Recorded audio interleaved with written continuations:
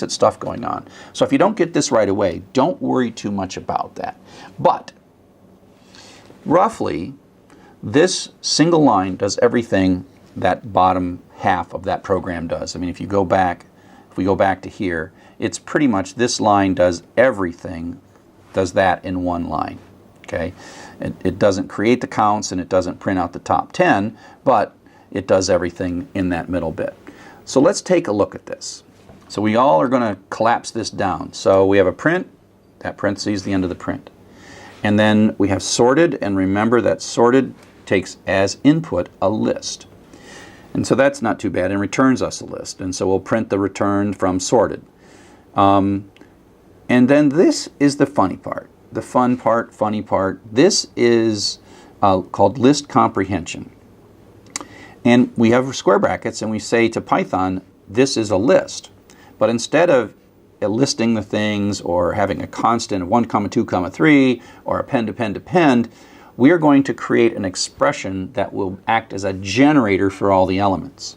And so this basically says, this is a list of two tuples, v and k, and then this is sort of implied.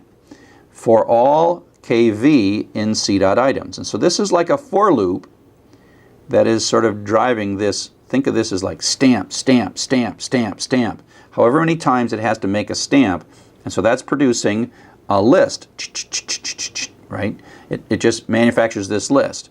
And then that list is sort of manufactured in the moment. There's no stop, it's not put in a variable. Python makes that list according to the stamping pattern that you've told it to stamp out this list, and then it passes that stamped out list without even storing it in a variable into sorted. Sorted moves the list around because it is just a list of tuples, and then gives us back the sorted list. And so I didn't put reverse equals true on here, but you see that this is sorted in ascending order now by key. And I did that all in one little statement. So look at this. This is also one of the beautiful things about Python, that you can build these things and you can build more complex versions of this, and there's a lot of real elegant things that you can do in Python that are really succinct. You should be careful because in the beginning I think this is easier to understand, even though after a while you're like, wait a sec, why am I putting all these extra lines in?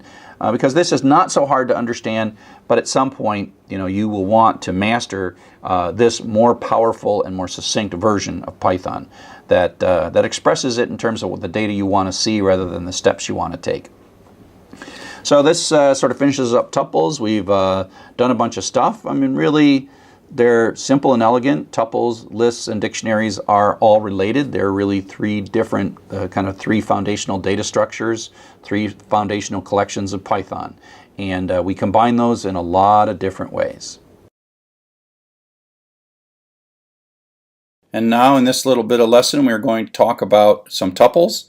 And we're going to create a list of the most common words and find out how to sort a dictionary by the values instead of by the key.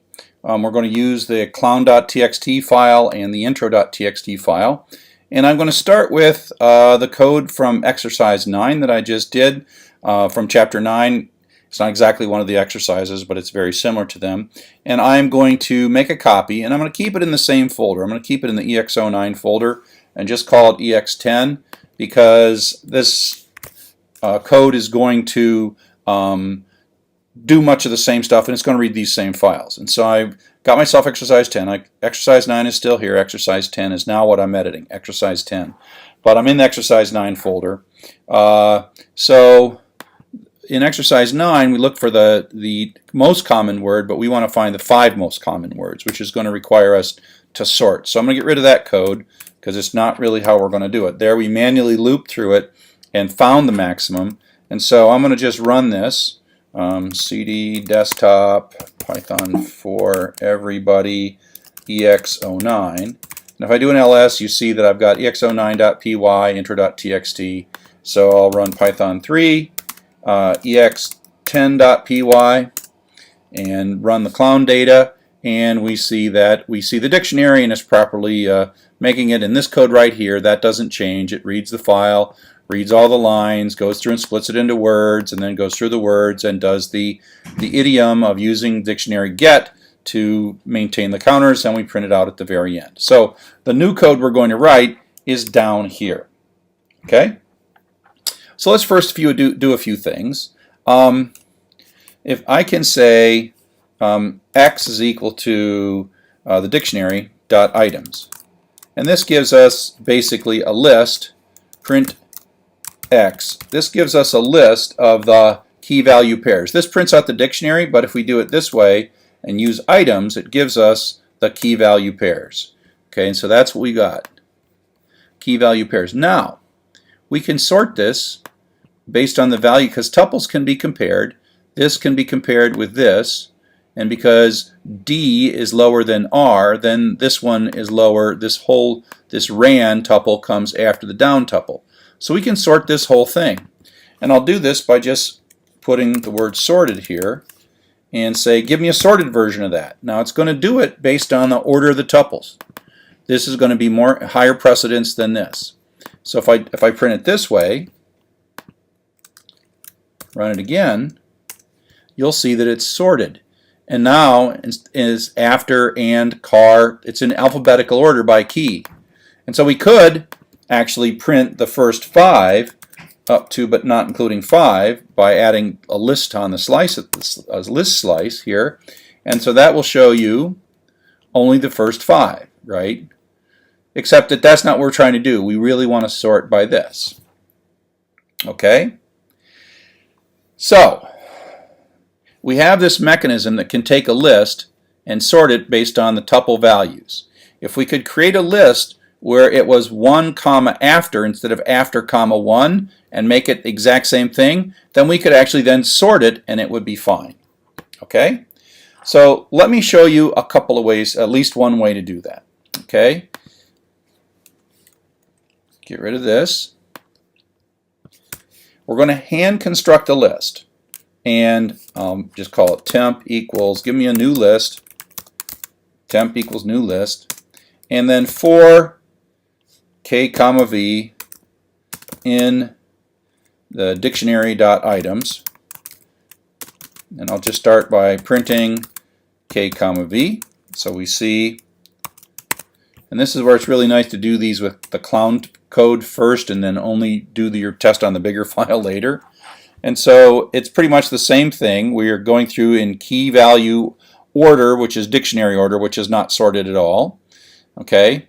Now, instead of printing this out, we are going to, let me do this in a couple of steps. Make a new tuple, and we'll just call it newt equals parenthesis v comma k. Okay, so this is, I'm saying make a new tuple. This is like a new tuple with 2 items in it, and I'm going to make the value for and the key. Okay, so then I'm going to say temp dot append newt, new tuple. So I'm going to end up with a list of tuples. Let me comment this one out, and I'm going to then, when I'm done here, I'm going to print temp.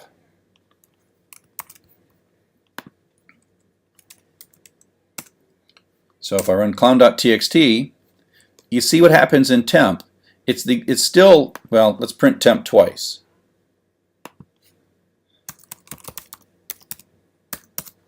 I mean, it's not sorted, it's flipped. Let's print it. Well, that's okay. That's the flipped one. Okay, so it's flipped. And all we did is we made it, instead of car comma 3, it's 3 comma car. But now we have a list. Okay? So now it's flipped, and now we can sort that. We can say temp equals sorted temp. So it says takes temp and sort it and give it back to me. And now I'm going to say print sorted comma temp.